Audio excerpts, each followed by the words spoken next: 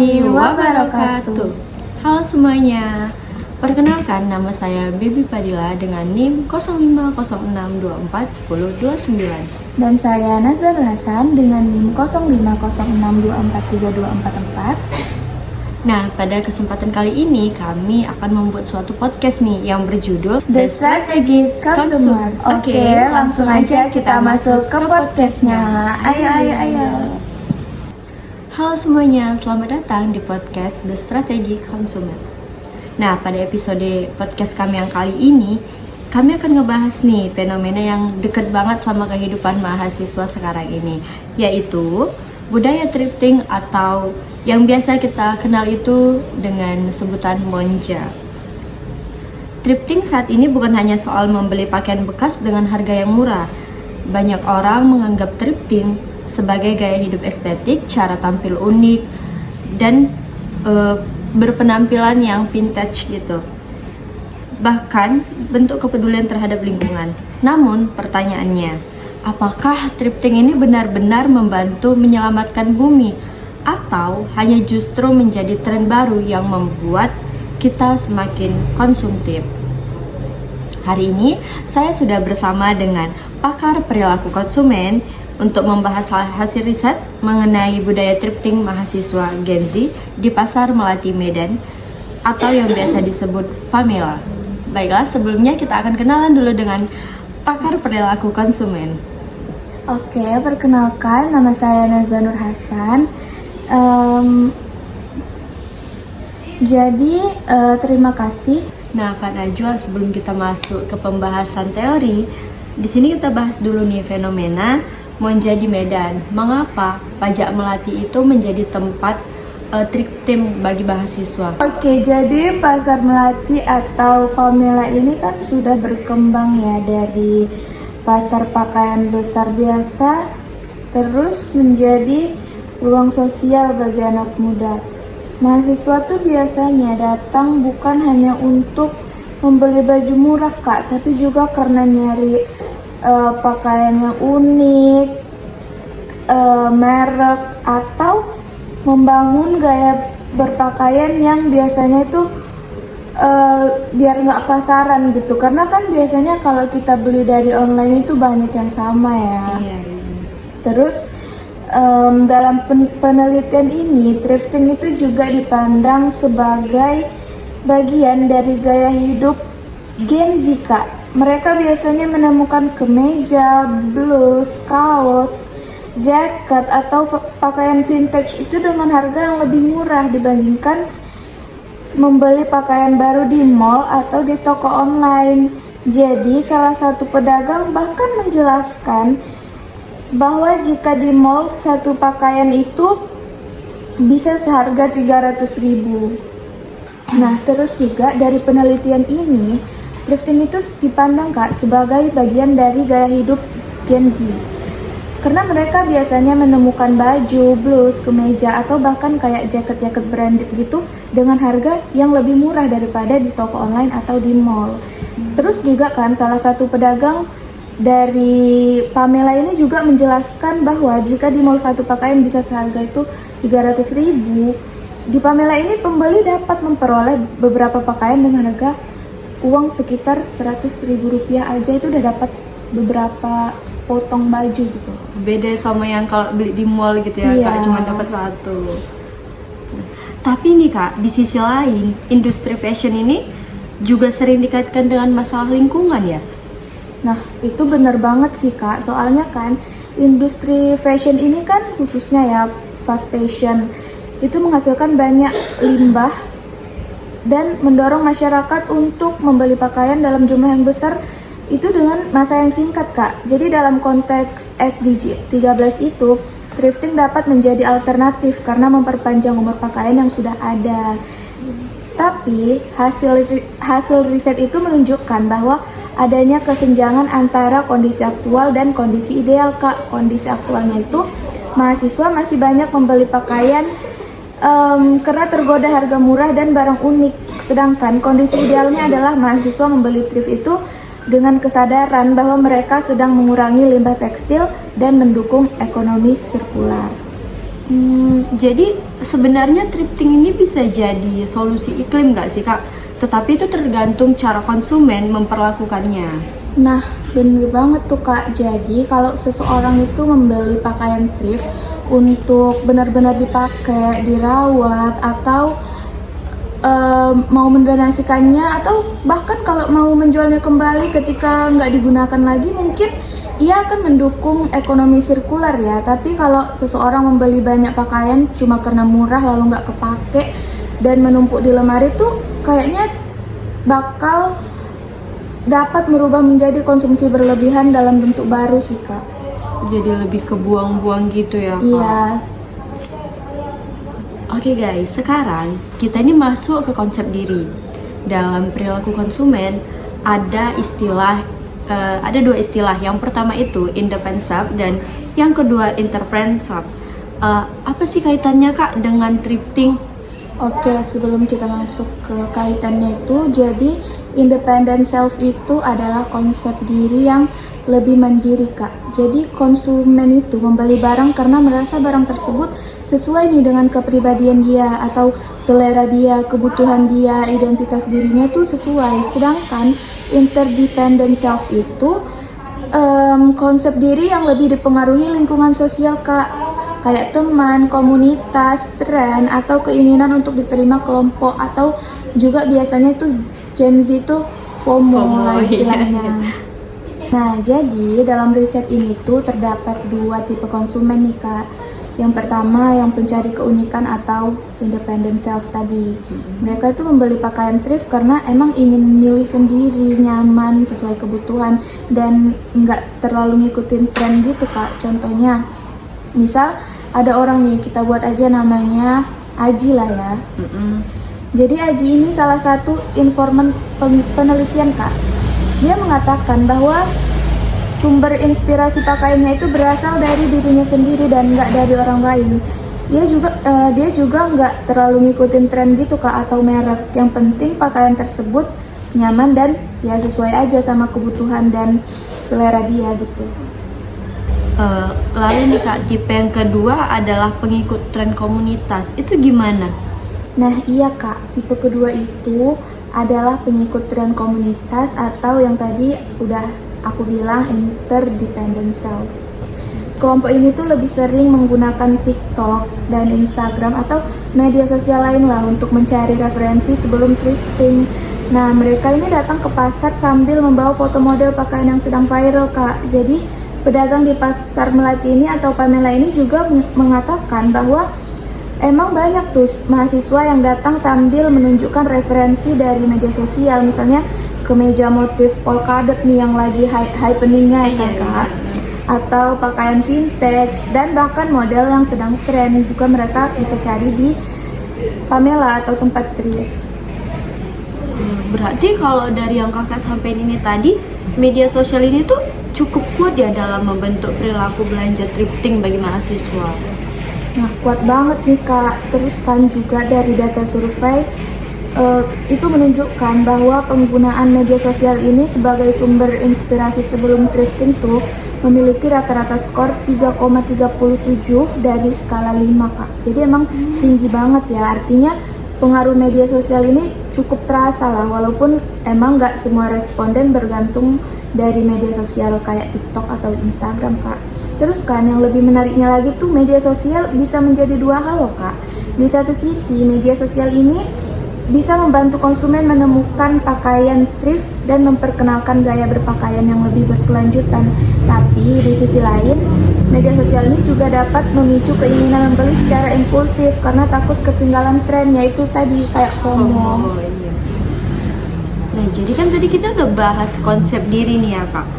Selain konsep diri, ada juga pembahasan tentang ritual konsumsi. Apa sih yang dimaksud ritual konsumsi dalam thrifting ini Kak?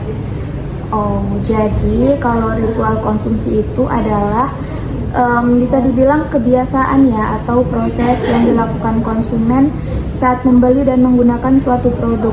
Nah, kalau dalam thrifting ini Ritualnya tuh dimulai dari mencari referensi outfit di media sosial tadi, terus datang ke pasar Melati atau Pamela, terus kan kita ngubek-ngubek tuh tumpukan pakaian, terus kita cek kondisi kain, terus kalau udah sesuai nih sama selera kita dan kualitasnya juga udah bagus kan, pastinya kita nawar harga dong.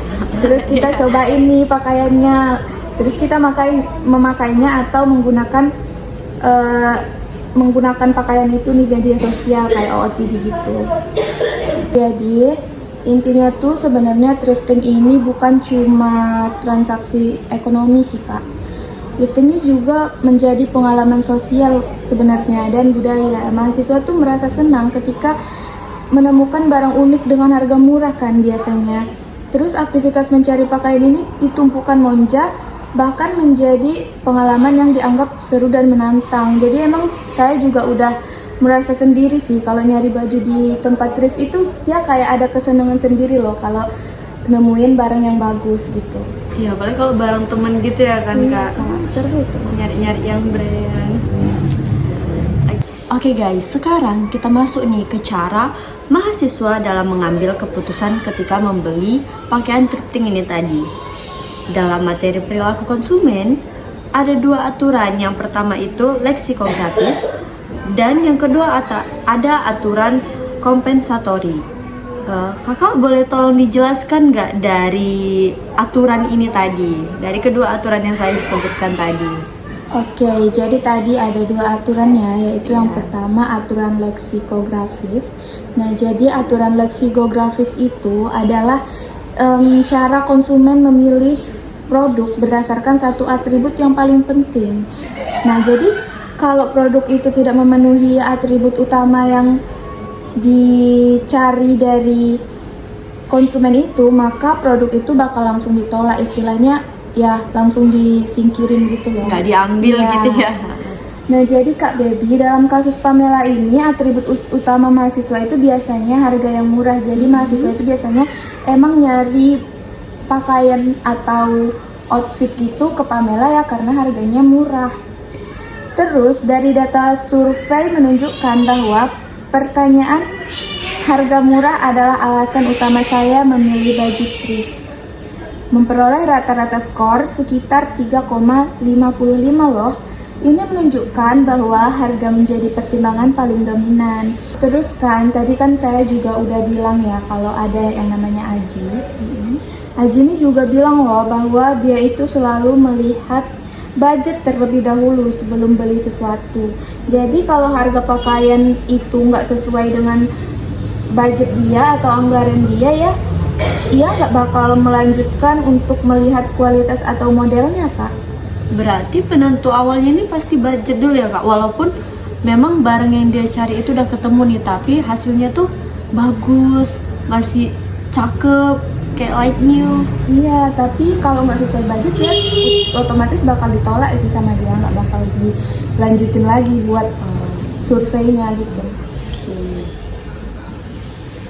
Jadi kalau dari hasil jawaban kakak ini tadi, mahasiswanya berarti lebih cenderung memakai aturan leksikografis dengan harga sebagai fitur utamanya ya kan kak? Bener banget tuh kak, karena ibaratnya itu kayak pagar utama sih, pagar pertama lebih tepatnya. Jadi dalam mengambil keputusan, pasti tuh kita mikir kan, apakah harga pakaian ini masuk nih ke budget aku. Jadi kalau emang nggak masuk budget, pasti pakaian itu bakal langsung kita eliminasi kak. Tapi kalau emang harganya dianggap sesuai, maka menggunakan aturan kedua. Kita masuk nih ke aturan kedua, yaitu aturan kompensatori. Jadi dalam aturan ini, kekurangan suatu produk itu dapat ditutupi oleh kelebihan produk lainnya. Misalnya nih, pakaian thrift ini memiliki resiko berupa kondisi yang nggak sempurna kak, kayak misalnya ada bolong atau cacatnya gitu lah, ya kayak lusuh, ukurannya nggak jelas, atau bahkan ya bisa dibilang tadi cacat sih. Tapi kekurangan itu bisa ditutupi kak, karena emang harganya murah nih, atau kualitas kainnya bagus, atau emang kan kita kayak sering kan jumpa produk itu yang branded tapi ada minusnya dikit, jadi itu kita nggak terganggu nih. Karena dia branded gitu kan. Apalagi harganya murah ya kan kak. Jadi kira-kira Kak, apakah ada nih contoh dari hasil wawancara tentang thrifting ini tadi Kak? Oh, ada sih Kak. Itu kemarin ada Ibu Indriani namanya. Beliau tuh mengatakan bahwa ia memilih pakaian thrift ini karena murah dan kualitasnya bagus. Menurut beliau, beberapa pakaian baru yang murah itu justru cepat rusak kan Kak. Kualitasnya itu biasanya kalau yang baru tapi murah itu gimana ya? Kualitasnya itu agak kurang. Iya, beda dengan thrifting ini tadi ya Kak. Sedangkan tuh pakaian yang thrift tentu lebih awet sih kalau emang kita pandai milihnya kan Kak. Jadi status bekas itu dapat dikompensasi oleh ketahanan bahan dan harga yang lebih terjangkau itu Kak.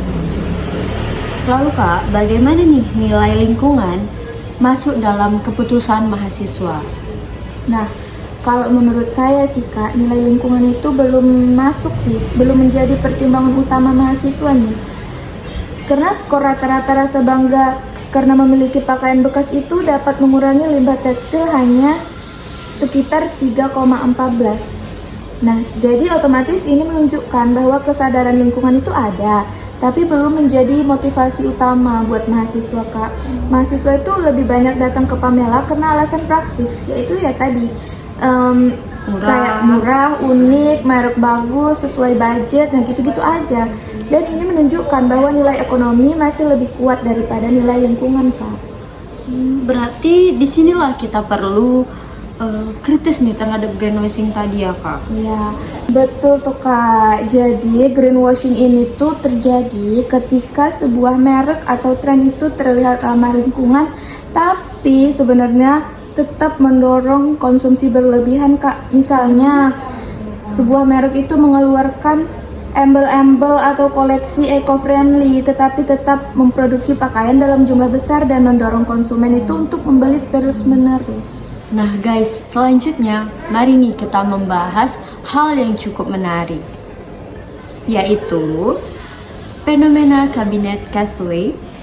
Apa sih maksudnya Kak dari fenomena ini? Kakak boleh dong tolong jelasin biar para penonton kita pada paham nih Kak. Oke. Nah, jadi sini aku jelasin dikit ya. Jadi kabinet Castaways itu adalah pakaian yang kita beli tapi akhirnya cuma tersimpan di lemari atau jarang, bahkan itu nggak pernah kita pakai sebenarnya. Istilah ini biasanya tuh kalau yang lebih ramah di telinga kita itu kayak sampah mewah di lemari. Kakak pernah dengar itu nggak sih? Pernah sih Kak. Okay. Iya, saya juga ada koleksi. Jadi fenomena ini tuh muncul ketika konsumen itu membeli pakaian karena impulsif nih Kak, lucu terus kita belikan. Terus juga karena lucu tapi murah kita beli, atau kita takut kehilangan kesempatan untuk beli barang tersebut, takut kehabisan nih Kak. Terus karena itu barangnya tuh unik, jadi takut habis nih, takut nggak kedapetan. Akhirnya pakaian itu kita beli bukan karena benar-benar kita butuh, tapi karena kita anggap murah dan Lucu. Iya, lucu, menarik pada saat itu. Jadi nih Kak, apakah fenomena yang barusan Kakak sebutkan ini ada ditemukan di dalam penelitian yang udah Kakak jelaskan dari tadi? Tentu ada dong Kak. Jadi ada salah satu informan nih namanya Taruna. Nah, beliau itu mengakui bahwa emang ada pakaian thrift yang tersimpan di lemari dia, walaupun ia mengatakan sebenarnya pakaian tersebut pernah dipakai. Terus sebaliknya, yang Mas Aji tadi yang udah saya bilang sebelumnya itu mengatakan bahwa beliau itu memakai semua pakaian yang dibeli di thrift karena emang beliau itu membeli pakaian itu sesuai dengan kebutuhannya.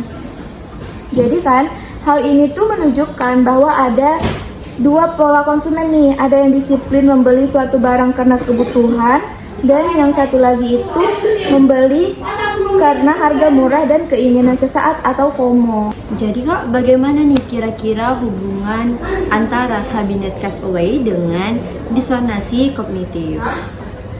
Nah, jadi sebenarnya disonansi kognitif itu kan adalah rasa ragu, rasa bersalah, atau kita itu rasanya nggak nyaman setelah membeli barang tersebut. Konsumen ini mungkin merasa kayak, emangnya aku benar-benar butuh baju ini ya? Atau kenapa tadi aku nggak beli yang lain aja ya gitu kan?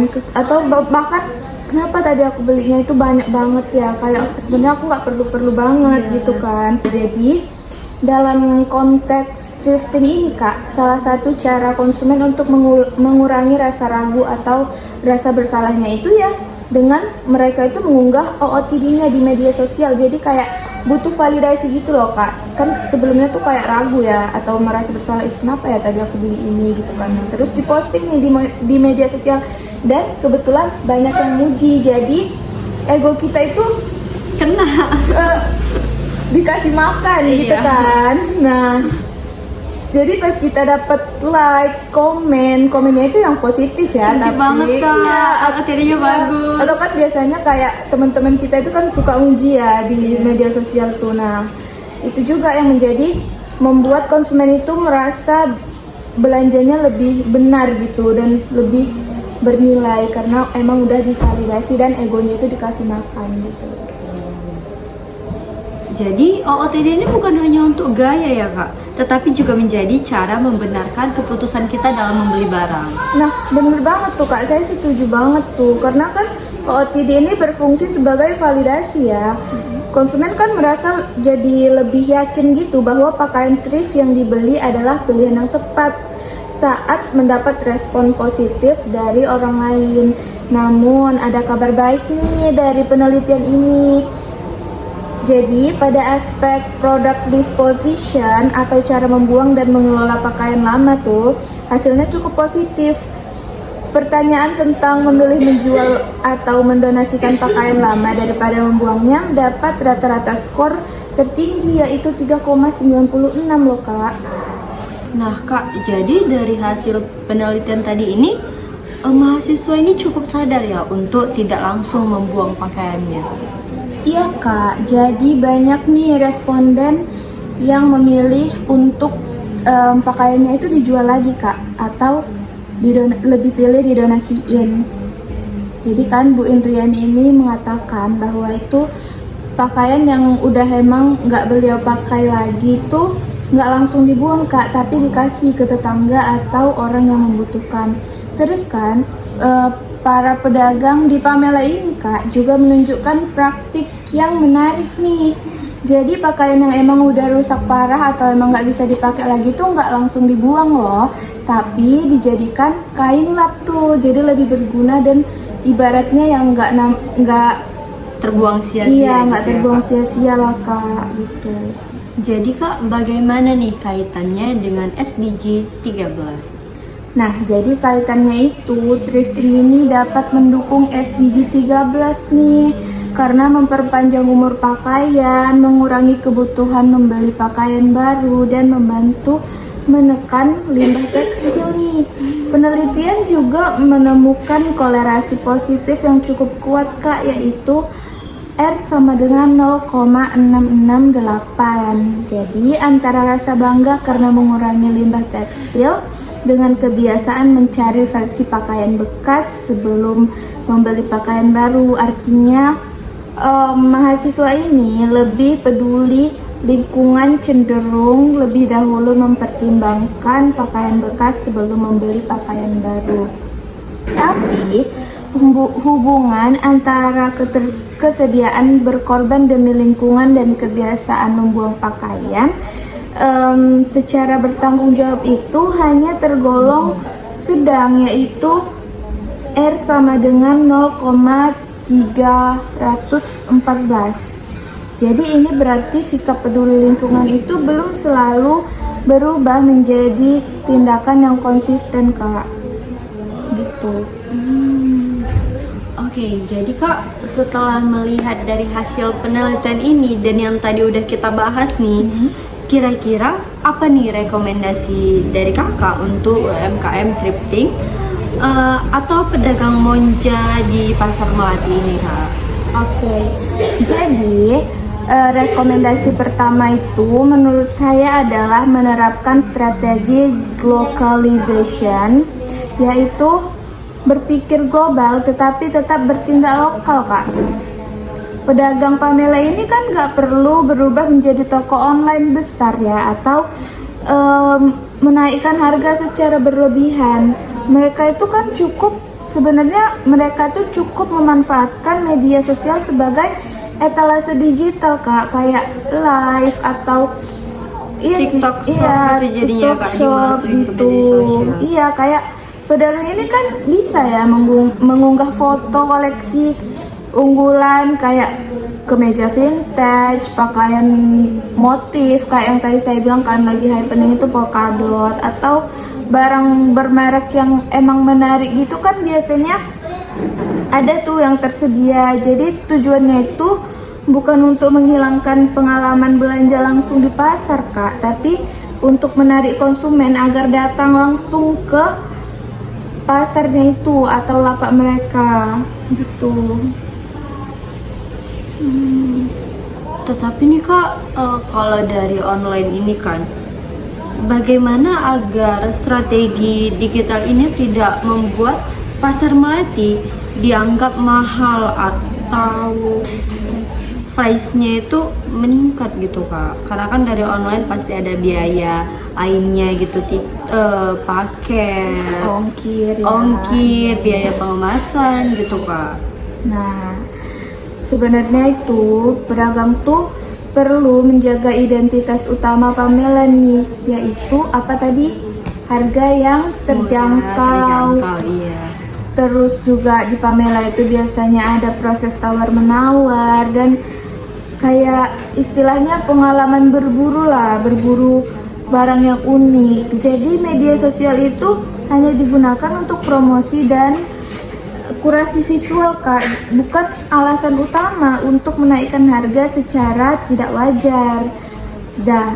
Nah, kurasi digital ini sebenarnya harus tetap jujur ya, karena pedagang bisa menampilkan kondisi barang itu harus emang apa adanya, baik dari ukurannya, bahannya, atau harga perkiraannya gitu. Jadi dengan begitu konsumen nggak merasa tertipu dong, dan pasar melati tetap memiliki citra yang etis. Terus Kak, bagaimana nih dengan komunitas mahasiswa? Nah, mahasiswa tuh dapat membangun komunitas sustainable fashion melalui konten organik atau internet media, misalnya membuat tagar khusus kayak di media sosial nih, contohnya tagar thrift bijak Medan atau tagar Monza berputar atau Pamela sustainable gitu. Dan kontennya itu nggak harus yang berbentuk akademis gitu juga ya, kayak terlalu monoton gitu. Bisa juga kayak buat kayak apa ya, cerita sederhana kayak baju lama saya didonasikan, outfit thrift yang dipakai berkali-kali, atau dengan judul baju rusak diubah menjadi kain lap gitu. Jadi strategi ini lebih mudah diterima karena dekat dengan kehidupan mahasiswa sehari-hari. Atau juga bisa kayak buat vlog gitu, daily vlog, nge-trip gitu ya, iya, nge-trip. Lagi tren gitu ya. Itu bagus sih untuk komunitas mahasiswa yang FOMO lumayan tuh kalau untuk naikin followers. Jadi Kak, berarti dari inti sustainable fashion ini tadi tuh nggak cuman membeli trip tadi ya Kak? Iya Kak, betul banget. Jadi sustainable fashion ini bukan sekedar kita membeli barang bekas atau pakaian bekas ya teman-teman. Jadi sustainable ini tuh berarti kita itu membeli dengan sadar, pakaian itu harus lebih lama dirawat, dan kita itu jangan membeli barang itu karena impulsif. Terus karena kita impulsif nih kan, jadi kita itu nggak pakai barang tersebut, terus habis itu kita jual, kita donasiin atau mendaur ulang pakaian ketika kita udah nggak pakai lagi. Nah, jadi kalau thrifting dilakukan hanya karena lapar mata atau karena harganya itu murah, maka sebenarnya thrifting itu berpotensi menghasilkan kabinet castaways. Nah, jadi kalau dilakukan dengan perencanaan dan tanggung jawab, justru thrifting itu bisa menjadi bentuk nyata konsumsi berkelanjutan. Terima kasih sudah mendengarkan podcast The Strategic Consumer. Sampai jumpa di episode lain yang gak kalah menarik. Bye-bye!